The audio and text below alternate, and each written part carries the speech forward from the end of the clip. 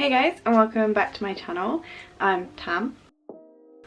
So today I'm going to be talking about what it's like to be vegan at vet school. This is a question I get a lot in various forms on Instagram and YouTube.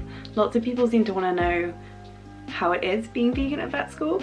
And this is just going to be chatting about my experience, very informal. I have my cup of tea here. It is raspberry, strawberry and loganberry. It's a very red colour. And I just wanted to address some of your questions, as like I said, it's a very common question I seem to get, and it was definitely something that I was worried about when I was going into vet school. I was very concerned about being the only vegan in the year and telling people I was vegan, and if people would think I was weird being vegan, because I'd been vegan for about a year before I went to vet school, and like I was kind of the only vegan in my sixth form year, but like it was less weird because, well, actually no. And I was worried that because of the aspect of that is very farm animal based, that people would think I was a bit of a weirdo for being vegan. I mean, they definitely did. There are people who think I'm weird as fuck, but for many reasons, but it was definitely an aspect that I was worried about. I remember being really anxious in like the first week if people found out I was vegan, and I remember my current friend group finding out because they were like slagging off vegans, and I was like, yeah, I'm vegan, and they were like, oh. So it is a valid concern, but one thing that I will say is when I got to vet school, there are actually lots of other vegans here. So there are about 13 of us in my year, and like several in the year below. And there are definitely a sizable amount of vegetarians as well. So I feel like there are three major areas of concern when it comes to this, and that is using the animal cadavers, the farm animal medicine as a general whole, and going on placement on farms. So I'm going to start with the cadavers.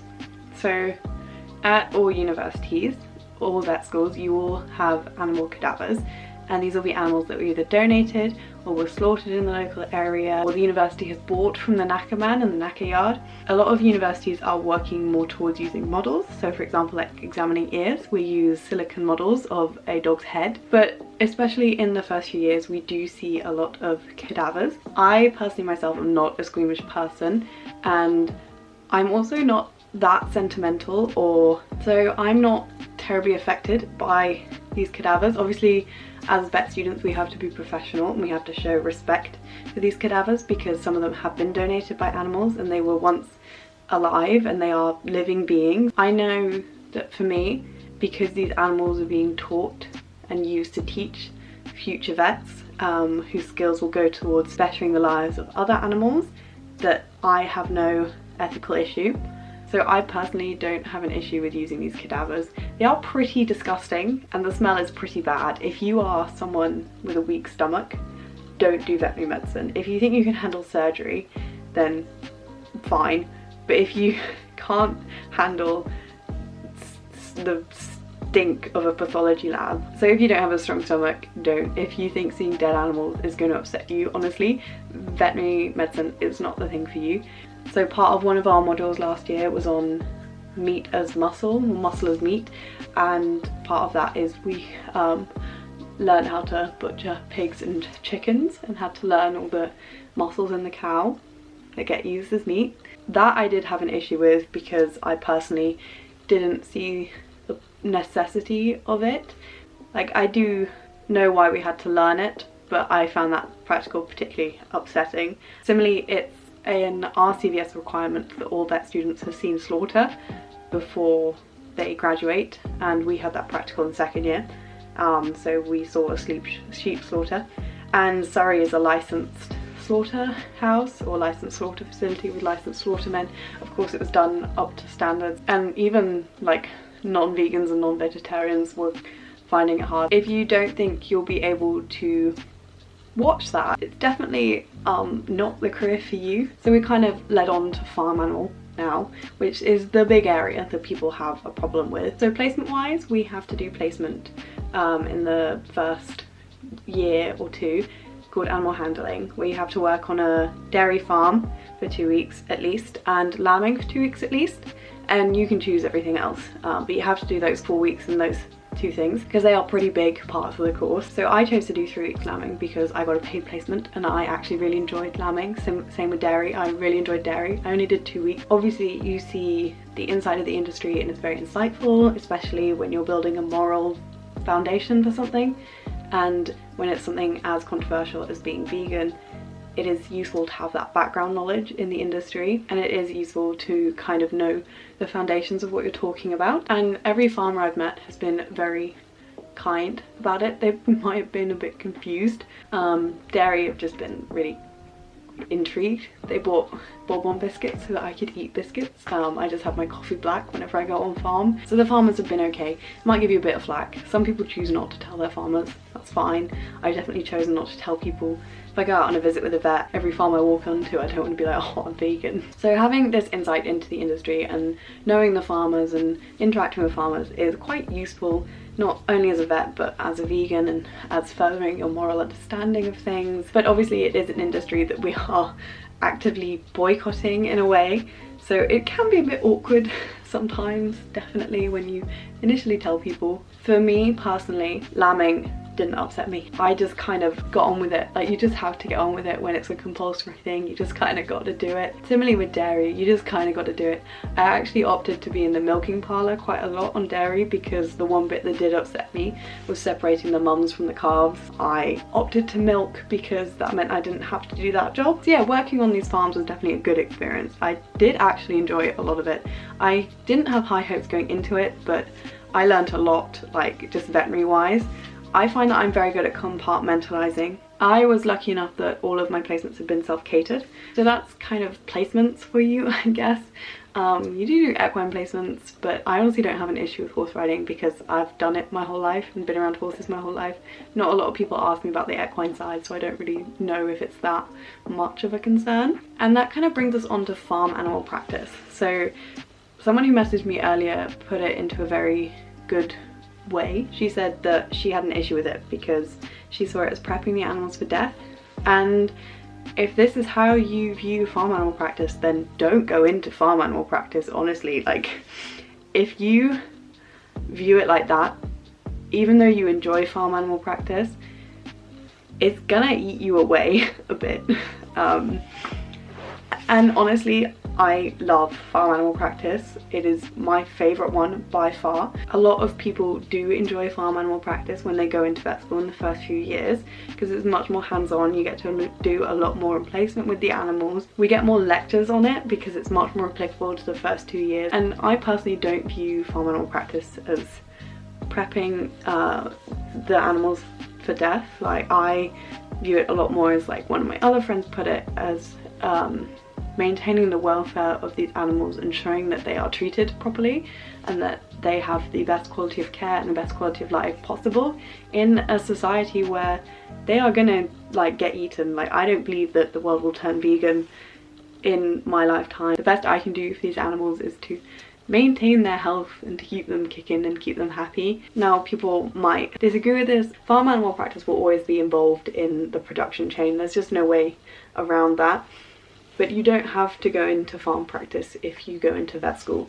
If you get to vet school and that is what you enjoy, then you have to figure out a way to balance your morals with your profession, and you have to compartmentalize the two, or kind of integrate the two and come at your work with a compassionate aspect. Someone in Surrey wrote an article that said vets who aren't vegan hypocrites.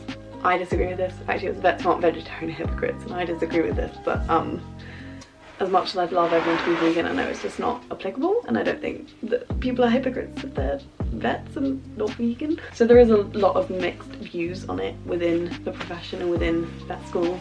So my point of view is that farm animal practice is upholding the welfare, and I look at it as coming from a compassionate place to help improve the animal's quality of life. And for me, farm animal is therefore a viable career option. So there's no like concrete like form you have to sign when you're in like first year that says I will become this afterwards. And the great thing about veterinary is you don't have to specialize in vet school. You just graduate as a bit more of a general like person, and you can up day one on everything. So for me, being vegan and being a farm animal vet aren't incompatible.